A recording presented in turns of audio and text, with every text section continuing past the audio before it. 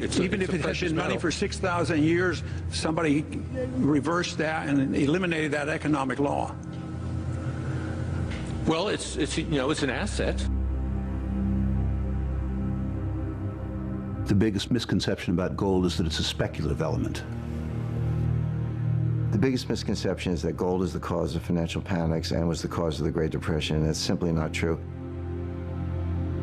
People always compare gold to stocks. That's just nonsense. Well, the majority of people don't have any understanding about gold at all. The biggest misconception about gold is that it's no longer money. The idea that a bureaucrat, a president, could say in 1971 that gold's not money and therefore it isn't. After 4,000 years that the bureaucrats control money is an absurdity to anyone who studied history and understands economics.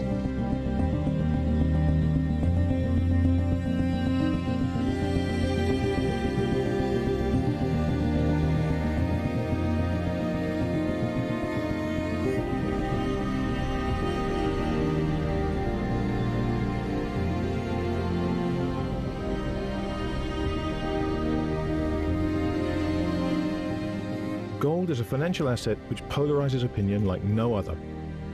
To many, it represents the one true money. But whether you believe in it or not, gold has somehow outlasted every alternative currency for thousands of years. I'm Grant Williams, and in this series, I'm going to explain how and why gold became money, show you what it takes to find and produce an ounce of gold, and examine its place in the modern-day financial system. We'll look at the history of the gold standard, show you how gold is bought and sold around the world, and you'll witness the extraordinary measures people take to keep it safe. When I'm done, I hope you'll have a better understanding as to exactly why this curious yellow metal has been the source of such fascination for mankind for thousands of years.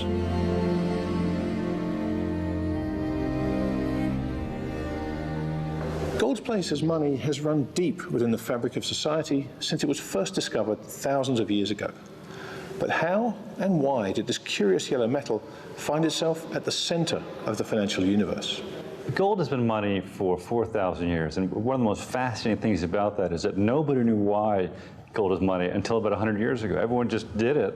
The market, it was an emergent property of the market, but no one decided, let's use gold. Well, the kings of Judea did not sit down and say, let's use gold. It came out of the market. The history of the world is the story of gold. So said Canadian billionaire Eric Sprott. Unique in its endurance and rarity, gold has been valuable throughout the history of mankind. When molten iron formed the Earth's core, it pulled most of the gold on the planet down with it. The gold in the Earth's core could make a 13-inch coating across the entire planet's surface, but of course it could never be recovered. For the earliest civilizations, gold was a store of value, a medium of exchange, as well as a thing of beauty. For the Egyptians, gold represented the sun, their gods, their rulers, and eternal life. The Incas described gold as the tears of the sun, and the Greek author Homer, in the Iliad and the Odyssey, saw gold as wealth for humans and the glory of the immortals. The first use of precious metals as money took place around 700 BC, with coins struck by the merchants of Lydia, which were actually formed from a naturally occurring mixture of gold and silver known as electrum. Gold's unique properties enabled the Templars to create the first banks in 13th century Europe, as people were able to store their gold in one bank and borrow against it elsewhere as they traveled across the continent. Gold's role as money and the universal acceptance of its value enabled mankind to build a vibrant economy that transcended both borders and cultures. It allowed new worlds to be discovered and settled, and enabled trade to spread across the globe. But today, we find ourselves in the first period of human history in which no country on Earth has a currency backed by gold. So why does gold retain its importance in the modern-day financial system if it's no longer money? I would argue to begin with that gold is still money. It's one of many forms of money.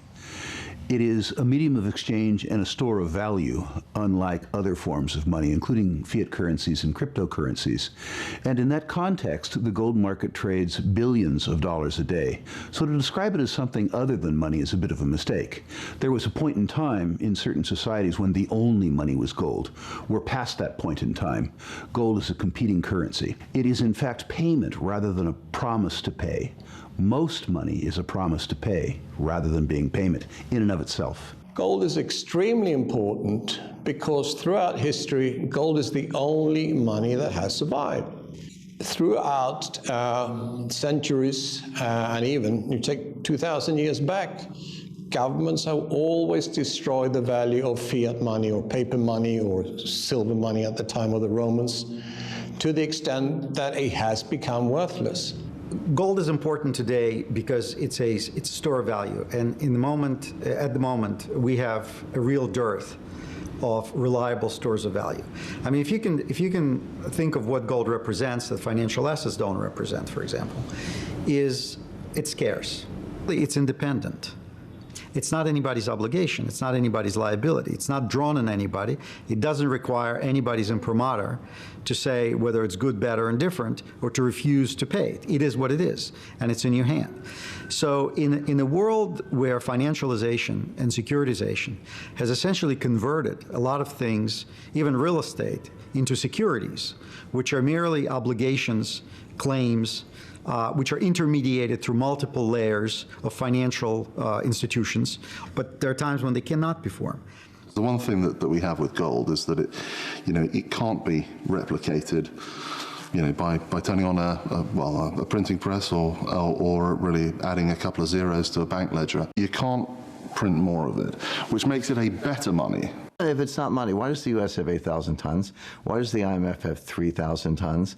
Why has Russia tripled its gold reserves in the last 10 years? Why is China buying every piece of gold that's not nailed down and at the largest mining production in the world and zero exports? So the reasons why gold remains money are essentially the same as they've been for centuries.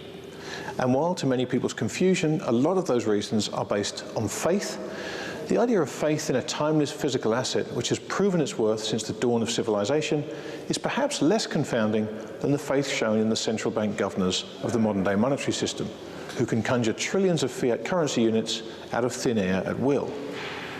But what was it about gold and silver which led to those two elements becoming money? Well, to answer that question, all we need is a periodic table and a big red marker pen.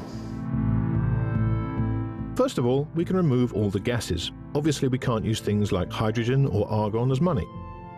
Next, we can remove elements such as calcium and sodium, which dissolve in water, and also anything that reacts with air, whether it corrodes or bursts into flames, neither of which is a suitable thing to keep in your pocket. This removes 56 elements. Then, of course, we need to eliminate anything radioactive because, well, quite simply, you don't want your money to kill you. And perhaps surprisingly, this disqualifies 45 elements.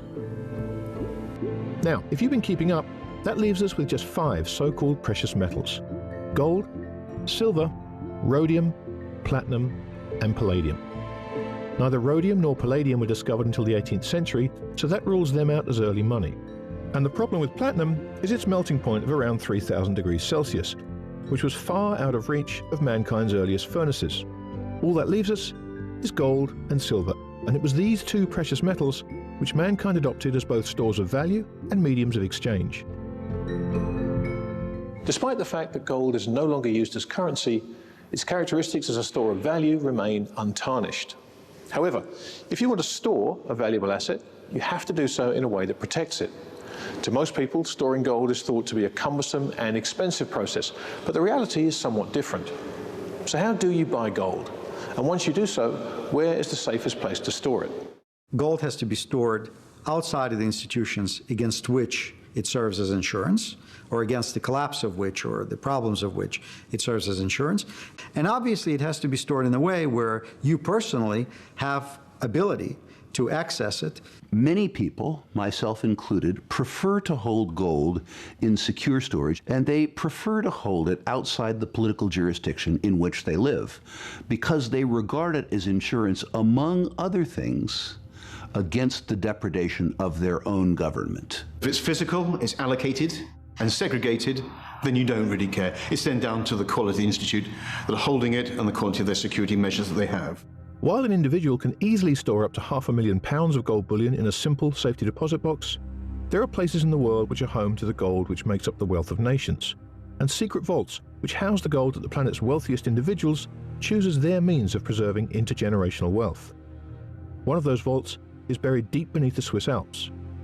It's home to billions of dollars of privately held gold and has never before been filmed. But we were granted permission to take a look inside one of the world's most secretive locations to show you the lengths mankind will go to in order to keep this most precious of metals safe. So we're here today in the biggest private gold vault in the world. And here, gold is stored for wealthy families, for institutions, for private banks, and even for some central banks. When you come through this vault, you go through a number of security zones. You're deep in the mountain here. We've gone for miles or kilometers through various security zones and different levels deep in the Swiss mountain to reach actually where the gold is stored. It is the only vault in the world which is nuclear bomb proof, earthquake proof, gas attack proof, has a security level that doesn't exist anywhere in the world. I've lost count of how many doors I've gone through. I have no idea how far I've walked, and I find myself in the middle of a mountain somewhere in Switzerland. And it's only when you get to a place like this that you understand the lengths that people go to protect this yellow metal, the security you have to put in place, the things you have to do to keep it protected. This idea of the preservation of purchasing power is central to the notion of buying gold as a store of wealth, and it's been a proven strategy which has transcended history. As mankind has debased hundreds of paper currencies over the centuries, gold has remained as the anchor at the heart of the financial system, and the reasons for that are the unique properties which made it money in the first place. Gold's durability, portability, fungibility and divisibility have combined to make sure that it's maintained its purchasing power, outlasting every fiat alternative for almost 6,000 years. Through booms and busts, through war and famine, and through mankind's constant ability to debauch and devalue fiat alternatives. While the dollar has been the world's reserve currency for 40 years, that hasn't always been the case. The British pound, the Spanish peseta, and even the Portuguese escudo at one point in history were all as mighty in their time as the dollar is today. Throughout history, when civilizations needed to finance expansion, they were constrained by their gold reserves. The Romans physically clipped their coins, reducing the amount of gold and silver, and thereby reducing the wages paid to their armies, until such point that the soldiers refused to fight. For the majority of the last 200 years, the world has been on a gold standard of some sort. But we live in the first period in recorded history of a purely fiat currency regime. That regime began when Richard Nixon broke the dollar's link to gold in 1971.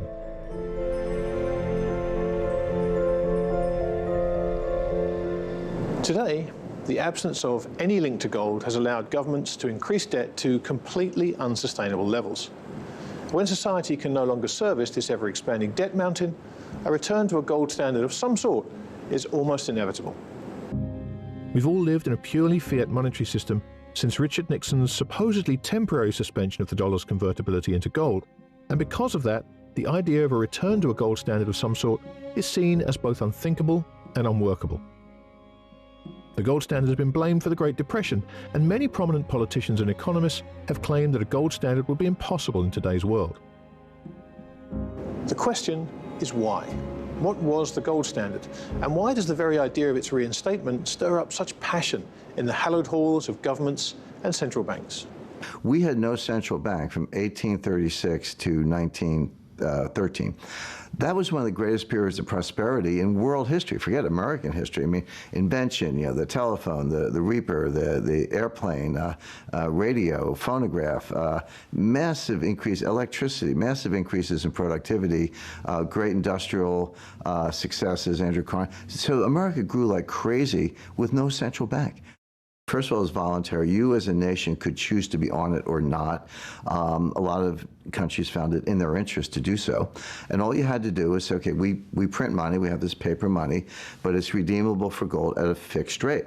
And you sort of declared that, and that was your policy, and you stayed with it.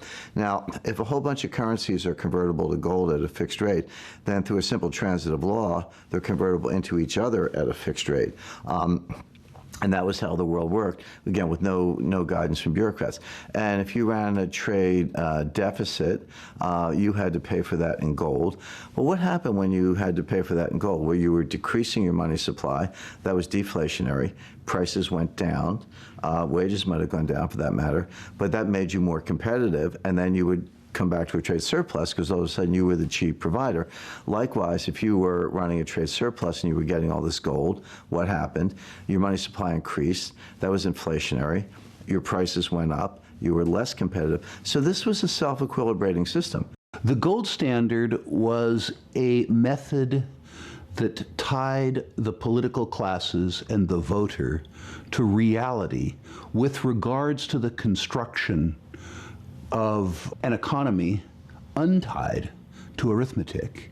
We've had a number of occasions when a gold standard basically broke down, but it was never because of the system, never because of the gold. It's always been because of politicians breaking the gold standard. The gold standard didn't work because it didn't allow the spenders to plunder the savers.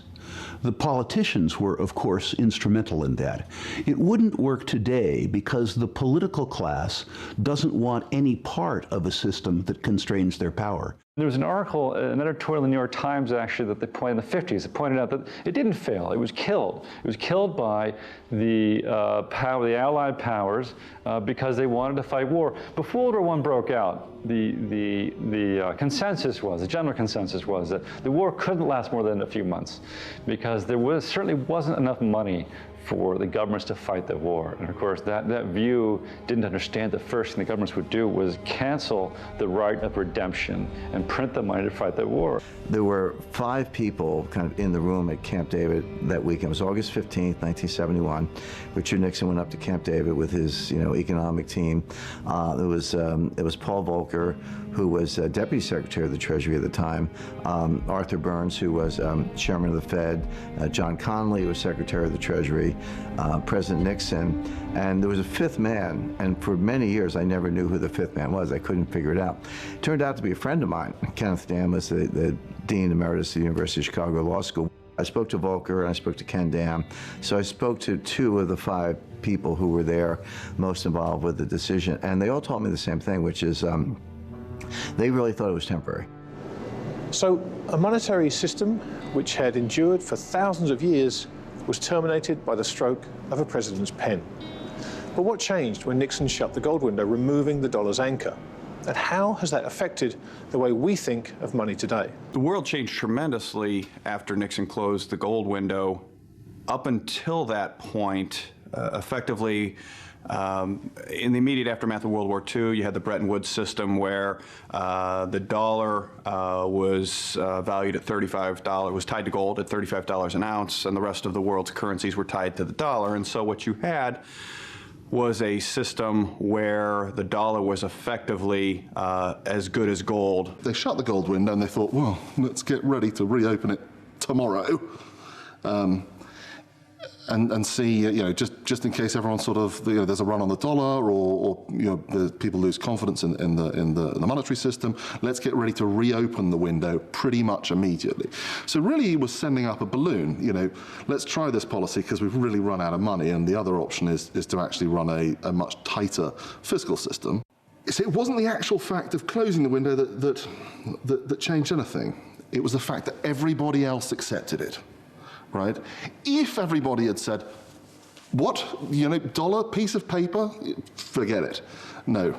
And the dollar, collapsed, or, people stopped accepting treasury bills, then we'd still have the gold standard. But it's the apathy of the general population at large that caused, or that allowed Nixon to get away with this change. If you think back to 1971 and decide whether on a global basis more people trusted Nixon or more people trusted gold, the circumstance where gold rose in dollar terms from $35 to $850 tells you something about the franchise enjoyed by Nixon and the franchise enjoyed by gold. So what really happened to gold? Nothing. What happened to the US dollar in the ensuing 40 years? Catastrophic. The entire financialization of the system came about because of this soft default on US Treasuries that happened in 1971. Of course, it's a soft default because it was a temporary suspension of the convertibility of the dollar, and i.e. they still owe that gold. So in common parlance, when Nixon abandoned the gold standard, as it's called, in August of 1971, the idea is that gold stopped being money because the dollar wasn't tied to it. And there were people who thought gold would collapse. Without the monetary demand, gold would go away. It's absolutely crazy because, of course, it was the dollar's connection to gold that stabilized the dollar, not the other way around. So far in our journey, we've seen how and why gold became money. And over many centuries, gold has proven itself a far superior store of value than any fiat currency. But there's another story that needs telling. The story of mankind's relentless quest to find gold and extract it from increasingly difficult places, and then to turn it into the jewelry, bars and coins with which we're all familiar. Milton Friedman said, and Warren Buffett likes to quote this, that mining gold is insane. You dig up the gold in one part of the world, you transport it and bury it somewhere else in a different hole, and any Martian in Washington's be scratching his head. Of course, it's a little odd to say that an activity in which man has been engaged without interruption for 4,000 to 10,000 years is insane. It seems a little far-fetched. People do insane things for short periods of time, but not usually for 10,000 years. Gold is among the rarest of all the elements. It weighs 19 times more than water and is twice as heavy as lead, but it makes up only 3 parts per billion of the Earth's crust. That's the size of the challenge to find this most precious of metals. Since the dawn of civilization, mankind has been forced into ever more extraordinary lengths to extract gold from the Earth's crust. So let's take a look at the evolution of how gold has been mined over the last 1,000 years. The earliest gold was found in riverbeds as miners diverted streams to reveal the gold beneath. In fact, the ancient Greeks believed that gold was a combination of water and sunlight because it was found in rivers. Placer mining involved swirling water in circles in shallow metal pans with soil from the riverbed leaving gold as it was washed away. Back in 1200 BC, enterprising early miners would also use water power to propel gold-bearing sand over the hind of a sheep, which would trap the tiny but heavy flakes of gold. When the fleece had absorbed all the water it could, the golden fleece would then be hung up to dry and beaten until all the gold had fallen off. Hence the legend of the golden fleece. A number of early civilizations used a variation of this technique called winnowing, in which soil was bounced on woolen blankets, allowing the wind to blow away the lighter sand and thus freeing the gold. Once the easily accessible gold on the surface had been collected, prospectors needed to start thinking about how to work lower down. Beneath the Earth's crust they went, and this required miners to work together in larger groups as they started digging underground. Amazingly, underground mining dates back as far as the Romans. But the real challenge for gold miners was to move on from primitive methods of extracting gold from the soil to developing machines of increasing sophistication which allowed them to mine gold from the hard rock below the Earth's surface. The early days of quartz rock mining were relatively straightforward as far as the shallow deposits were concerned, but until the 1860s, the maximum depth miners could reach was around 300 feet. The sheer size and scale of the economic and geological challenges faced by early miners meant it would take many years of technological progress to enable deeper ore to be reached. Hard rock miners would sink shafts in order to extract gold from the quartz rock. Drilling was either done by hand or through the use of compressed air drills with the help of a little dynamite. Hydraulic drills were the next evolution, and these helped open up deeper holes in the Earth's surface, using drill bits which became longer and thinner the further they went down. Larger rocks extracted from the mines were crushed by heavy iron stamping machines to release the gold from the surrounding rock. Hydraulic mining used high-pressure jets of water to displace the rock and soil and open up the gold beneath.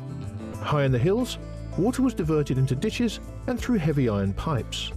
As the water channeled down, gravity increased its pressure, and as that pressure reached around 5,000 pounds per square inch, it was pushed through a small nozzle and used to blast the mountains apart. The displaced soil cascaded down the valley and into the sluices below, where it would be separated. This new mining technique, whilst productive, was not without cost, however, as diverting all that water caused huge flooding in the valleys below, devastating farmland. As a solution to this problem in California, miners turned to dredging, which worked like a vacuum cleaner, sucking up the material underwater and running it through a sluice to sift out the gold. Mining mining for gold has gotten increasingly difficult over the last 50 years, not just in finding the deposits themselves, but due to the increased social, political and environmental factors shaping the mining landscape. But how has that affected the way deposits are discovered, and what are the added risks? Now that we're looking deeper and deeper into the earth, it's getting much more complex to find, much more complex to recover metallurgy, and now we have to deal with issues to do with social situations, environmental situations.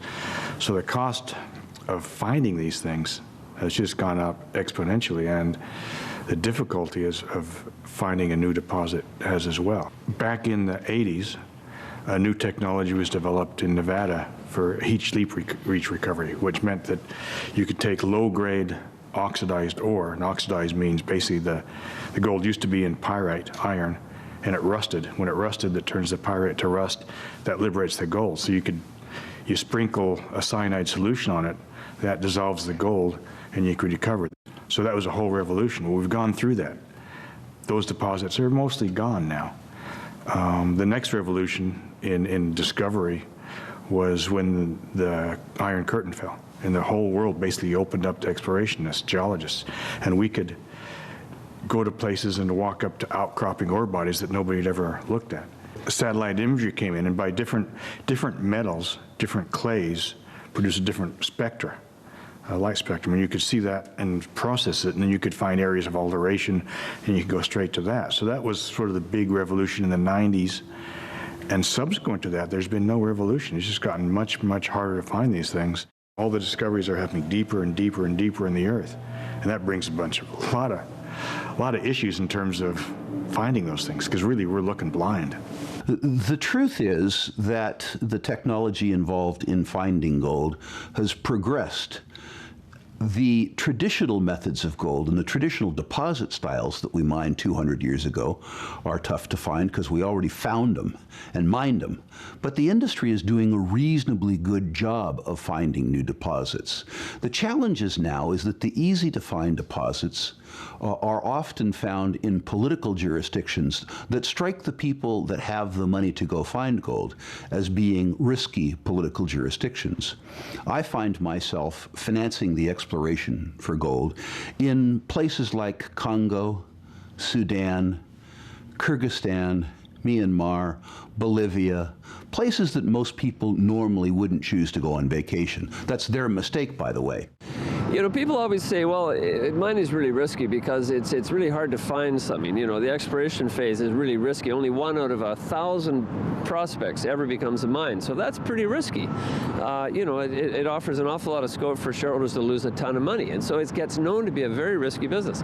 But believe me, when you're in the mining business, the risk begins when you find an economic deposit.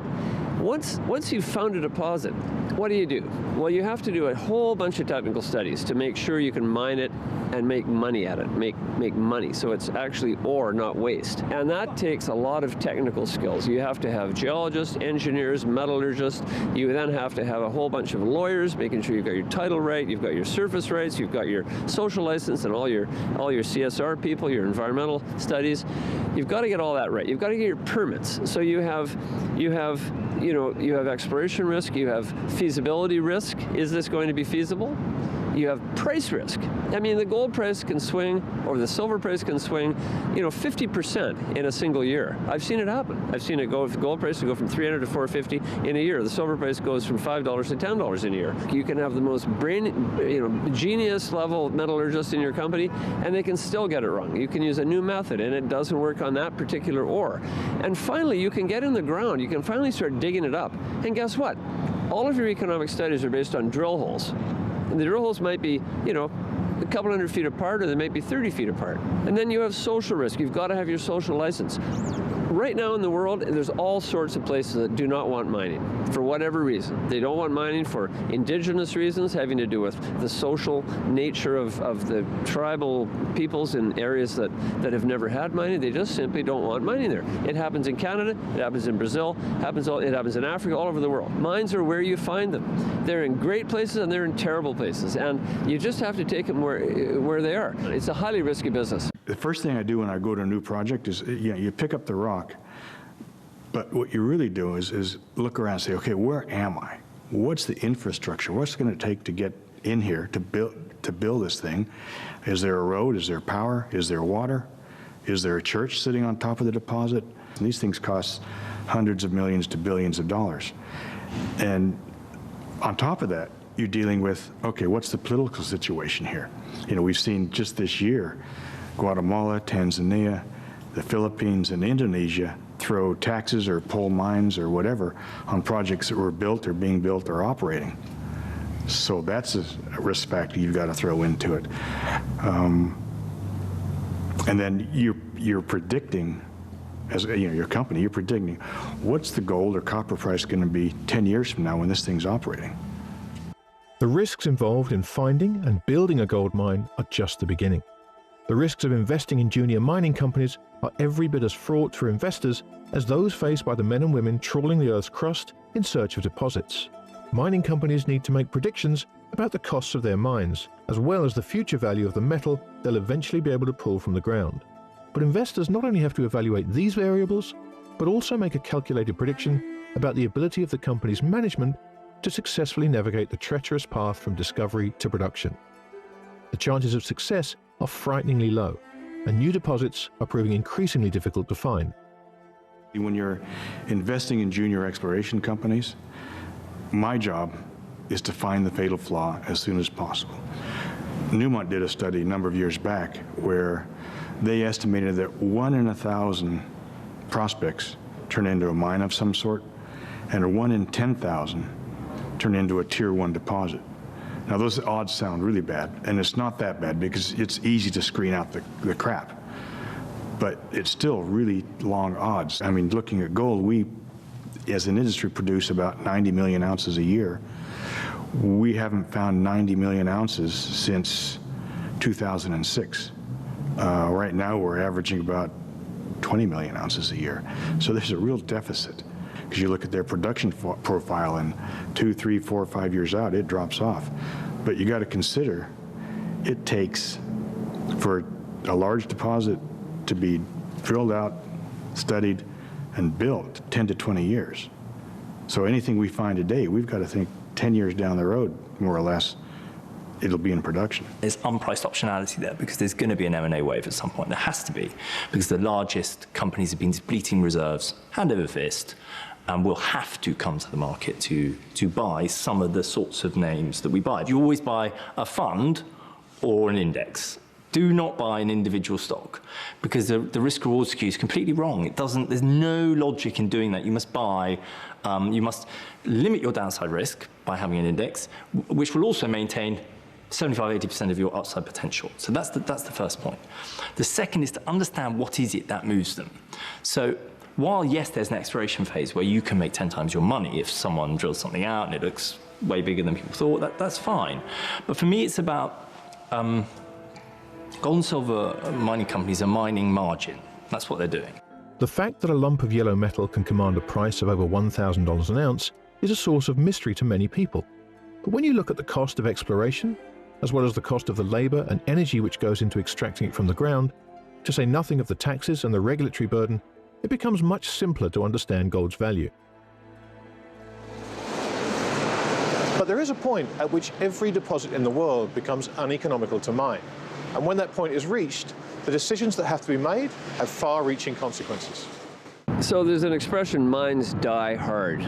They really are hard to kill. And they're hard to kill because when you have a mine that, let's just say, is losing money, that's an economic reason to close a mine. You might have 1,000 people whose livelihoods depend on running that mine. You have, if it's an underground mine, you have a lot of maintenance costs to keep that mine going. If you close it, you have to de-water it constantly. You have to keep the power on. You have a lot of equipment you have to maintain. An open pit mine you can do less expensively, but it still does have care and maintenance costs. And sometimes those care and maintenance costs are way higher than running the mine at a loss for a period of time. So mines die hard. It takes a long time to close a mine, and most companies will end up losing money for a long time before they bite the bullet and say this is hopeless. Miners are very optimistic people as a rule. We're born optimists, otherwise we wouldn't be in this business. While it may be true that every miner is a born optimist, this optimism and this willingness to go to dangerous places in search of untold riches is certainly not without its dark side. I mean, I've had cerebral malaria, I've had toxoplasmosis, various parasites that have almost killed me. I've had helicopter crashes. I was in a plane crash that destroyed the plane and had to climb out the window. I've fallen in crevasses. I've been in riots. I almost was killed in Liberia, in a riot in Liberia. I've been tear gassed in Bolivia, God knows how many times. I mean, and of course, the real, you know what the real carnage is in the exploration industry? It's cars. It's bad roads in bad places and people getting in accidents in cars. And so how many geologists that I know and actually have worked with in my company who've died in car crashes, I can count them on 2 hands, which is a lot. 3 guys from my class have been shot in hot places. 2 of them were shot in getting out of a helicopter in Philippines, in Mindanao, and 1 was killed in South America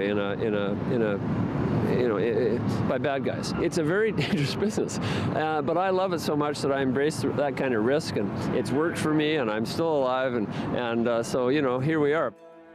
The challenges associated with finding and mining this strange yellow metal increase every year, and as the process has evolved over the last half-century, mining company CEOs are finding those challenges harder and harder to solve. The mining industry has been a hard industry to operate in for the last 30 years. And the aura of respect surrounding mining is somewhere below that surrounding garbage collection. And the consequence of that is that many competent people would choose a job in any career other than mining. The people that you see in the executive ranks of mining companies are largely of my generation, which is to say old. While they have experience, we're beginning to lack legs in the industry. The biggest challenge I think that gold mining CEOs have today is that none of them that I've met, and I've met dozens or hundreds of them, really understand what gold is. They mine gold as if it were copper, as if it were tin, as if it were other things. And you should mine gold in a very different way because gold is a very different dynamic given its stock to flow ratio, and given the fact people hoard gold, they don't consume it. If you go back before the 70s, when people understood gold, the impetus was to have your gold mine last as long as it could. And again, this is something that no mining CEO that I have ever come across understands, and because they're trained to look at it as another commodity, and it isn't. And as a result, the entire gold mining industry is massively misallocates its capital. Let's say it's 1 gram per ton is equivalent basically to 1 part per million. So what we're saying is that in 1 million grains of sand, 1 of those grains of sand is going to be gold. So it's not much at all. But that can make money. That's sort of the scale we're looking at. And the complexities involved in figuring that out is unbelievable. Because consider, we're drilling a hole 300 meters down into an ore body, looking for an ore body. It's going to be, 100, 200 meters wide, et cetera. Your drill hole covers an area that big. You cut that in half, crush that half of the core down, and then you extract a 30-gram sample. And that 30-gram sample, whatever that is meant to represent an area 25 by 25 by 25. So you can kind of see the complexity and issues we deal with here. The first time I found a gold mine, I mean, a bunch of times I thought I did but didn't, but the first time I actually did, I was working in Honduras, funded by some guy out of Australia, and working on this conceptual idea of these hot springs that are forming gold deposits. So I went, got the geologic maps, which were pretty poor, and in fact at that point in Honduras, you could only get a map from the government, and they cut all sorts of bits and pieces out of it, so it was really difficult. And what I saw on the map was La Tembladera, which is bubbling hot spring. So I went there and found a big outcrop of silicified brecciated sinter, which is hot springs deposit. And that never carried anything. It wasn't much gold in that. Yet on the sides, on the fault, over here in this rock type, which is all to hell, I started picking up some good numbers, 7, 8 grams gold. You're like a detective. You're trying to figure out what happened on this piece of ground 1 million, 10, 100 million, billion years ago, based on a little bit of data. So it's always fascinating to me, just figuring that sort of thing out. And if you get it right, it's incredible feeling like, wow, I got it right. It's working. It doesn't happen that often, but as a geologist, I mean, that's what I love. No matter where I go in the world, I've always got rocks to look at and think at. Gold is unique amongst the elements in that it isn't consumed like, say, silver. Its value makes even the tiny amounts of gold used in things like electronics economical to recover. And this means that, importantly, just about every ounce of gold ever mined remains above ground. Gold is not consumed. All the gold ever mined in human history still exists above ground somewhere, maybe buried in a pyramid perhaps, but available at the right price. It comes back into the market. And what that means is that what gold mining does is it adds gold to an enormous gold above ground supply of the metal already. And so when we think about gold mining, it's very unlike oil production or copper mining or iron ore mining, because those commodities are consumed very shortly after they're mined, whereas gold is not. Now, gold production has actually increased significantly over the past 150 years with the advent of new technologies and new deposits that are found. But interestingly, if you look at the percentage increase the above ground supply, it's been fairly stable at between 1% and 3%. At the moment, the best guess is probably that there are 187,000 tons of gold. So this is all the gold that ever was mined. This is the stock, but you could also call it the inventory. And then there's the flow. The flow is at the moment, I think in 2016, mine production was 3,200 tons. So 187,000 tons of stock, 3,200 tons of flow. If you divide that, you arrive at 58.8, I think. That's the stock-to-flow ratio. That means that if you continue producing at the same rate, it would take 58 years to double the stock of 187,000 tons of gold. But that also means that the annual inflation of gold is 1.7%, which is pretty low. And I think it's interesting that population growth is also roughly 1.7%. Now, I think when it comes to money, trust and stability is crucial. If you compare it to fiat money inflation, since 1971, on average, the monetary base grew at 9% per year. Since 1913, it grew by 8% per year. So much, much more. If there would be a major supply disruption in the copper space, or especially in the oil space, I mean, if they close down the Straits of Hormuz or whatever, oil supply would last for a couple of months and would have a huge impact on on oil prices. While for gold, if there's a big strike in South Africa and mining production is down 10%, it doesn't have any impact on the price of gold, because of the stock, the existing gold is there. People trade with that existing gold, and at some price, every holder of gold will become a seller, and that's the beauty of it. And that is also, from my point of view, the reason why gold is that liquid. 20% of the world's finished gold products come from a single refinery in Switzerland. In the final part of our journey this episode, we want you to see firsthand this fascinating process, to understand how the gold extracted from the ground is turned from a few flecks in a piece of rock to a finished gold bar. That what we are doing here is actually really very, very old techniques. You know? There has nothing dramatically new has been invented. All the technology that we are using here is known for hundreds, if not for 1,000 years. But of course, it has been refined in the meantime. Okay, we are now entering what we call the black foundry. Black because the material that we are processing here is still containing impurities. It's mainly the doré coming from the mines. Yep. Doré bar consists of gold and silver and some impurities.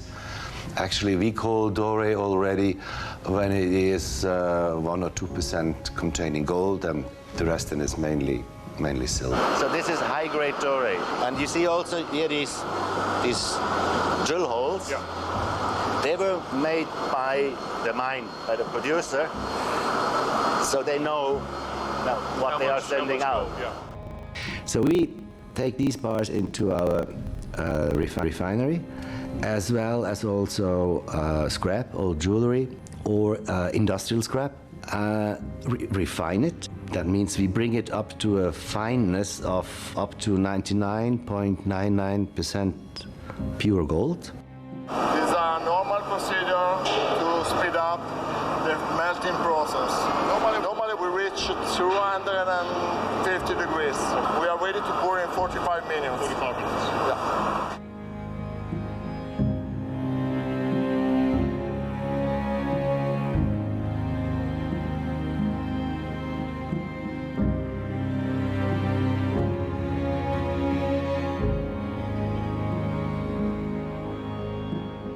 We take our samples always out of the liquid gold, because now only then you are sure that you have a representative sample. Now we take drillings here from this sample because this is representative for the whole melt, and these samples then they go to our laboratory, to the laboratory of the customer, and one is kept aside in case of disputes. So this is the electrolytical refinery. Those are anodes we have just made before. After that, we take these anodes inside each electrolytical plant. Inside the electrolytical plant, we have acid, current, and so we dissolve everything. Yeah. But with a particular setting of current and voltage, we can guarantee that only pure gold will be attached to the cathode. Yeah, exactly. This is the result of the electrolytical process, 4-9 gold. So this is pure gold. Pure gold. When it is coming back from the refinery, the first step is we have to prepare the final bars. We have 2 melting pots. We are heating up in one pot, and the other pot is pouring. And then it solidifies in this cube. We cut it now into pieces like this. And this is a little bit less than 1 kilo. Okay.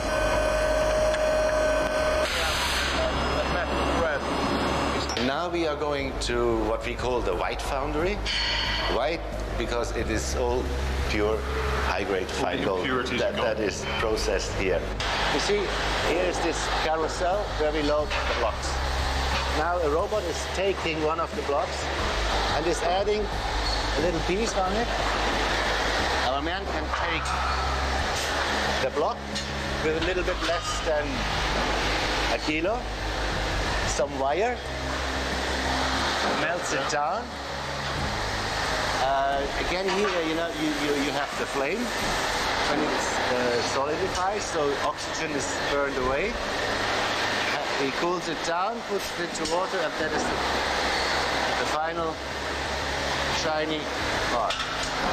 On the other side, I can show you the 100-gram bars. 100-gram bars are produced fully by robots.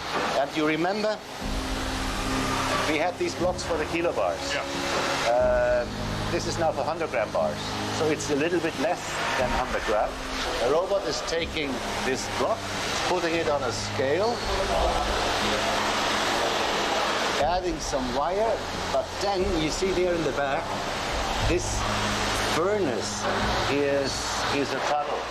I see. Okay. So it is put on a conveyor belt, the block with a little bit of wire, and the conveyor belt is moving it through this tunnel, and when it comes out, it is a molten bar. Right. So we're talking about thousands of pieces per day. 1,000 a day. Yeah. So this here is the last step in production of a bar. This is quality control. That means we are checking here by hand the weight of each bar. Right. If you want to do it precise, there is no other way. She takes every bar, puts it on the scale, and is checking the weight.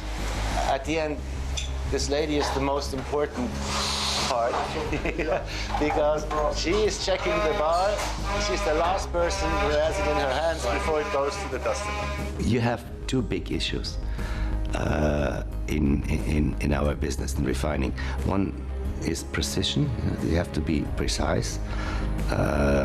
And the other thing is you have to be fast, because the value of gold, a kilo, roughly $40,000, does not permit us to have this metal just laying around. So the whole production has to be meticulously planned.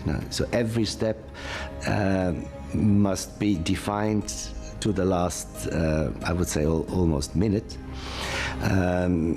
Workers have to work hand in hand to make sure that the metal that comes in is as quickly through the process as possible.